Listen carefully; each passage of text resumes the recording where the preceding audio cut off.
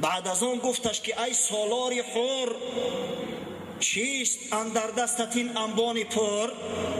پرسیدش اعرابی را، گفت برادر این خرجین ده پوچه خرجین پر از اشیا چی داری خطیت میبری در سری حلقت پرتفته؟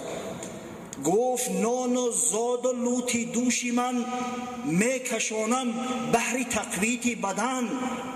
گفت این توشه رحمت برادر، ایقا گوشتی او پس در روی نان چپاتی پیچوندم شد، پاچه های خرجین من پر کردم، هر کجا که گشنه ماندم میگیرم همین نان در پیشم تبک میگیرم، یک گرد میخورم، رمق جانو میشوه، رحمت دوام میتم. گفت چند ندهی بدان سگ نان و زاد؟ حیران شد. خونه در بلنده گفت که سگ عزیز بدست، وفادار بدست، قربان پاسبانت بدست، شکارچیت بدست، امین بری نباشه، همون گوشت همون نانت کم ترک بتیشته، ایگش نگیره نبره. او ایقا دوستش من داشته ای زار در بالاش گریه کردن، خرجین تاوی که بگی کم در نان و گوشتش بته، ایگش نگیره نبره. گفت چند ندهی بدان سگ نان و زاد؟ گفت تا این حد ندارم مهر داد.